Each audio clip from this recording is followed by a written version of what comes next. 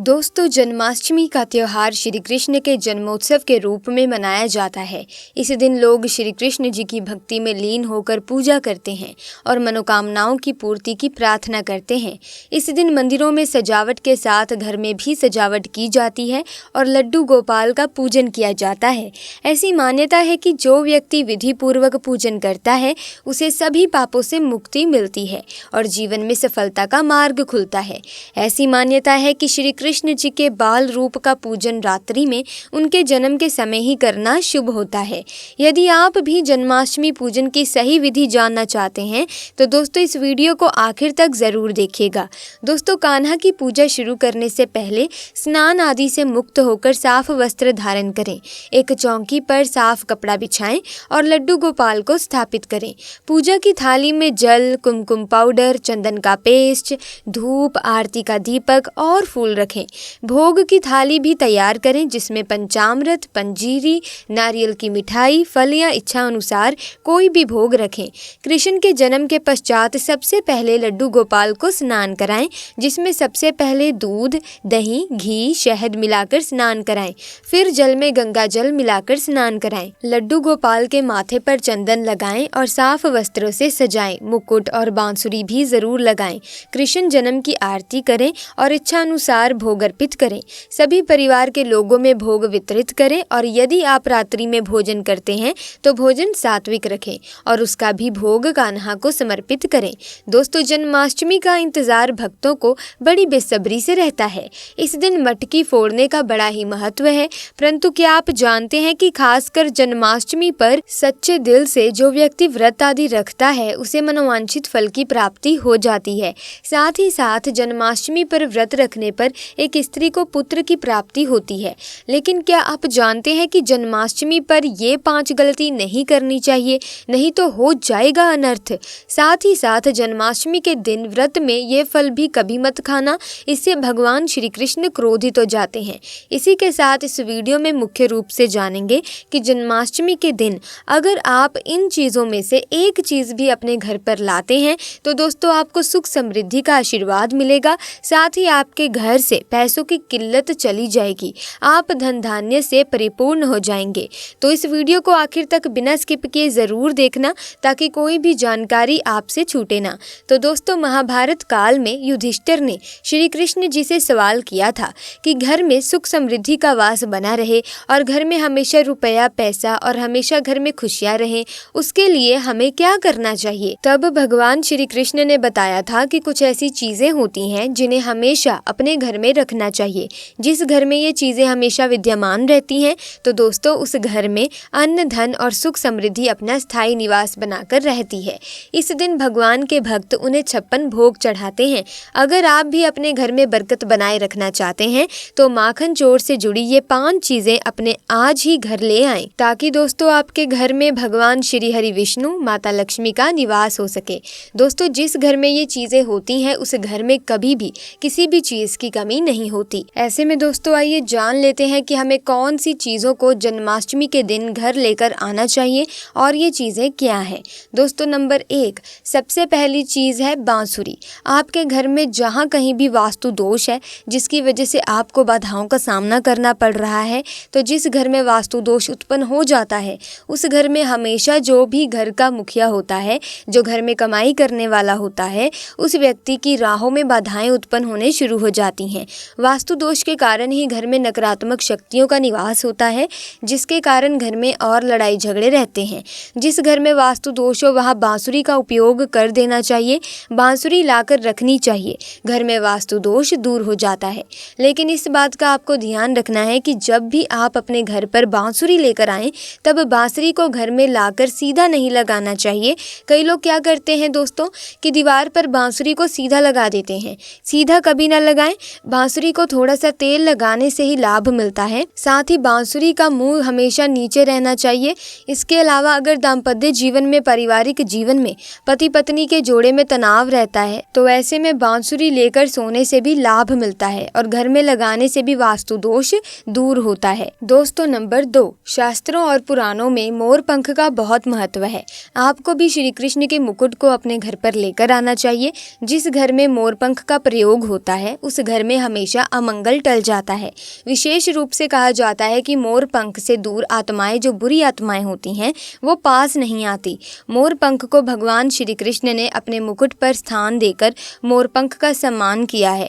वास्तु के अनुसार मोरपंख घर में रखने से अनेक प्रकार के वास्तु दोष दूर होते हैं। साथ ही मोरपंख सकारात्मक ऊर्जा को अपनी ओर खींचता है और नकारात्मक ऊर्जा को दूर कर देता है। जी हाँ दोस्तों, जिस घर में मोरपंख होता है उस घर में श्री कृष्ण का निवास होता है। जहाँ पर भगवान श्री कृष्ण का निवास हो वहाँ पर 33 करोड़ देवी देवताओं का भी निवास हो जाता है और उस घर में सुख समृद्धि और दोस्तों पैसों की कमी कभी भी नहीं रहती। दोस्तों नंबर 3 पर है गाय। हिंदू सनातन धर्म की स्थापना के वक्त गाय का अत्यधिक महत्व है। गाय में 33 करोड़ देवी देवता का निवास जो होता है वो गाय में बताया गया है। हमारे शास्त्र में कामधेनु गाय की महिमा बताई गई है। गाय के भीतर गुरु ग्रह का वास होता है, देवताओं का निवास होता है। सभी देवताओं का निवास गाय के अंदर ही होता है।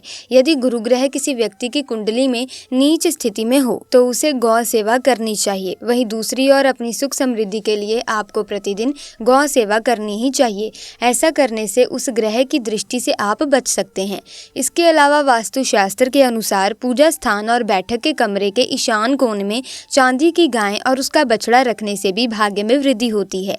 दोस्तों पूजा का स्थान जो होता है उस स्थान में या जो बैठक का कमरा हो तो उस कमरे के ईशान कोण में आप चांदी की गाय या फिर गाय का जो बछड़ा होता है तो उसकी चांदी की प्रतिमा जो होती है वो लगा दें। आपका भाग्य चमक उठेगा। दोस्तों आपका साथ देने लगेगा। आप जो भी कार्य करेंगे उस कार्य में आपको सफलता देखने को मिलेगी और आप तो यकीन नहीं कर पाएंगे, आपके साथ स्वयं श्री कृष्ण का आशीर्वाद रहेगा।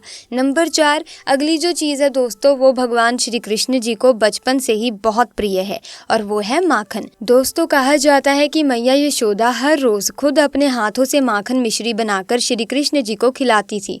लेकिन श्री कृष्ण जी को माखन इतना पसंद था कि पूरे गाँव में माखन चुराकर खाते थे। श्री कृष्ण जी को माखन बेहद प्रिय था। उन्होंने अपने जन्म से पहले ही गोकुल की कन्याओं को सपने में आकर कह दिया था कि मेरे लिए माखन तैयार करके रख लो। इसीलिए तो आप अपने घर पर जन्माष्टमी से पहले ही माखन लाकर रख देते हैं और जन्माष्टमी के दिन पूरे विधि विधान से श्री कृष्ण जी के बाल गोपाल को, मदन गोपाल को दोस्तों माखन और मिश्री का भोग अवश्य लगाते हैं, जिससे श्री कृष्ण जी बेहद प्रसन्न होते हैं और उस घर में हमेशा के लिए निवास करते हैं। इसी के साथ नंबर 5 चंदन। घर में चंदन का होना काफी शुभ माना जाता है।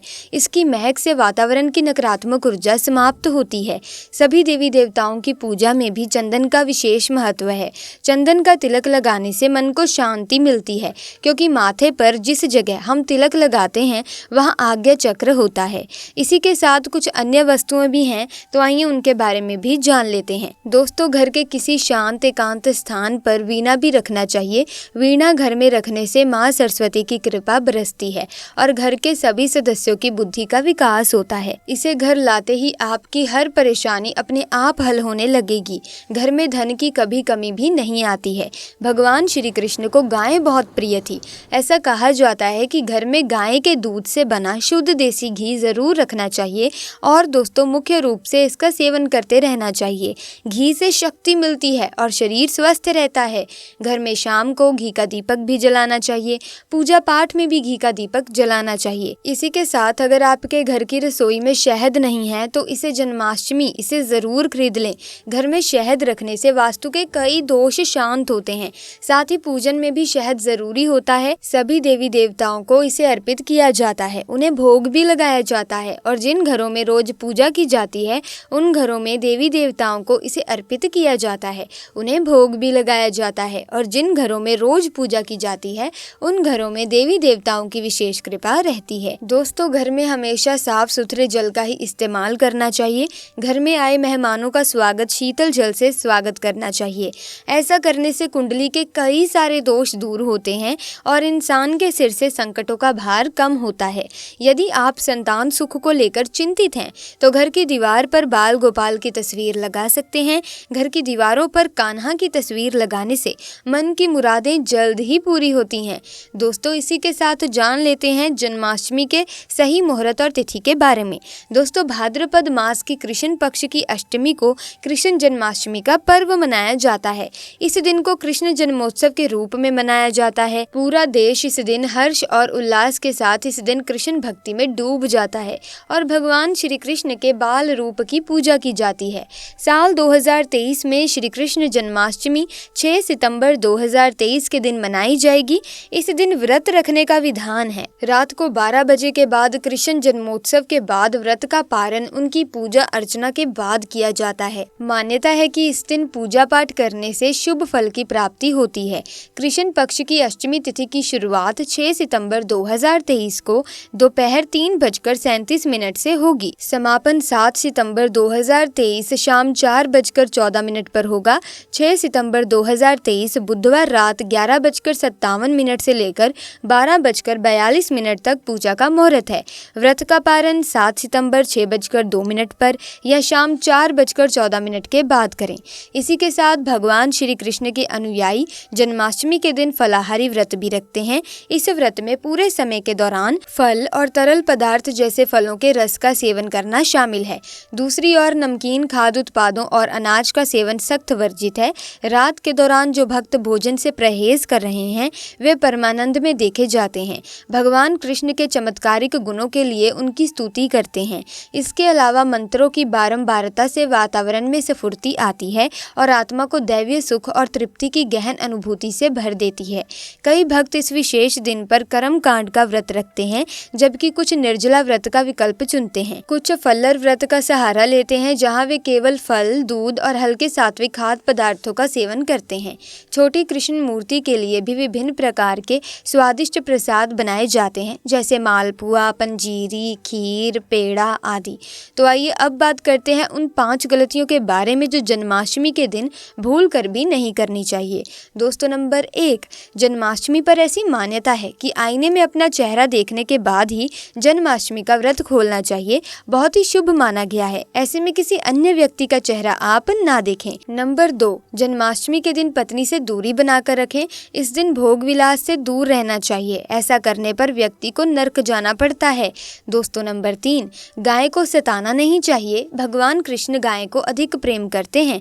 मान्यता है कि जन्माष्टमी के दिन गाय के मस्तक पर हाथ लगाने पर या चूमने पर व्यक्ति को कई हजार गुना पुण्य की प्राप्ति होती है। ऐसा हर जन्माष्टमी के दिन हर व्यक्ति को करना चाहिए, क्योंकि इस दिन गाय के मस्तक पर स्थायी रूप से श्री कृष्ण का वास होता है। नंबर 4, दोस्तों, जन्माष्टमी के दिन तुलसी के पत्तों को नहीं तोड़ना चाहिए। माना जाता है कि खास जन्माष्टमी के दिन भूल कर भी तुलसी के पत्तों को तोड़ना वर्जित माना जाता है, क्योंकि भगवान श्री कृष्ण को विष्णु का ही अवतार माना गया है और तुलसी को भगवान विष्णु अत्यंत प्रिय है। इसीलिए इस दिन तुलसी के पत्ते तोड़ना शुभ नहीं माना जाता। आप तुलसी के पत्ते पहले ही तोड़कर रख लें। नंबर 5, जन्माष्टमी पर लहसुन, प्याज, मांस, मदिरा का सेवन नहीं करना चाहिए। किसी का अपमान भी न करें। अब बात करते हैं कि जन्माष्टमी के दिन कौन सा ऐसा फल है जो खाना नहीं चाहिए। तो दोस्तों, वो है नाशपाती। दोस्तों, माना जाता है कि जन्माष्टमी के व्रत में व्रत रखने वाले व्यक्ति को नाशपाती का सेवन नहीं करना चाहिए। इस फल का नाम ही नाश यानी कि नाश करने वाला होता है। इसे आप किसी और दिन खा सकते हैं, लेकिन व्रत में कभी ना खाएं। साथ ही साथ भगवान श्री कृष्ण को ये फल कभी अर्पित भी ना करें, इससे आपका व्रत भंग हो सकता है। इसी के साथ अब बात करते हैं कि राशि के अनुसार हम पूजन कैसे कर सकते हैं। तो आइए जान लेते हैं। धनु राशि। दोस्तों, धनु राशि वाले जातक लड्डू गोपाल को दूध से स्नान कराएं, लाल वस्त्रों से सजाएं और नारियल पाक का भोग लगाएं। मकर राशि वाले जातक कान्हा को दूध से स्नान कराएं, आटे की पंजीरी का भोग लगाएं और भोग में तुलसी दल अवश्य रखें। कुंभ राशि वाले जातक लड्डू गोपाल को दूध और दही से स्नान कराएं, हरे या नीले रंगों के वस्त्रों से सजाएं और भोग में बेसन की मिठाई चढ़ाएं। मीन राशि वाले जातक पंचामृत से लड्डू गोपाल को स्नान कराएं और दूध की मिठाई के साथ धनिये की पंजीरी का भोग लगाएं। कान्हा को यदि आप लाल वस्त्र पहनाएंगे तो आपके लिए शुभ होगा। मेष राशि वाले जातक यदि आप लड्डू गोपाल को शंख में जल डालकर स्नान कराएंगे और तिलक लगाएंगे तो ये आपके लिए शुभ होगा। आप लड्डू गोपाल को गुलाबी वस्त्रों से सजाएं। वृषभ राशि वाले जातक लड्डू गोपाल को दूध से स्नान कराएं और सफेद या नारंगी वस्त्र पहनाएं। भोग में दूध की मिठाई चढ़ाएं। मिथुन राशि वाले जातक श्री कृष्ण के साथ राधा रानी का भी श्रृंगार करें और लाल चुनरी चढ़ाएं। लड्डू गोपाल को पीला चंदन लगाएं और केले का भोग लगाएं। कर्क राशि वाले जातक जल में दूध और गंगा जल मिलाकर स्नान कराएं और समृद्धि के लिए लड्डू गोपाल को चरणामृत चढ़ाएं। सिंह राशि वाले जातक शहद और गंगा जल मिलाकर लड्डू गोपाल को स्नान कराएं। नारंगी या पीले वस्त्र कान्हा को पहनाएं। धनिये की पंजीरी का भोग लगाएं। कन्या राशि वाले जातक लड्डू गोपाल को घी और दूध से शंख में जल लेकर स्नान कराएं। हरे रंग के वस्त्र पहनाकर उन्हें सजाएं। भोग में चरणामृत अर्पित करें। दोस्तों, तुला राशि वाले जातक लड्डू गोपाल को दूध और चीनी से स्नान कराएं। चंदन का तिलक लगाएं। माखन मिश्री का भोग लगाएं। वृश्चिक राशि वाले जातक गंगा जल से लड्डू गोपाल को स्नान कराएं। नारंगी वस्त्र पहनाकर उन्हें कुमकुम का तिलक लगाएं।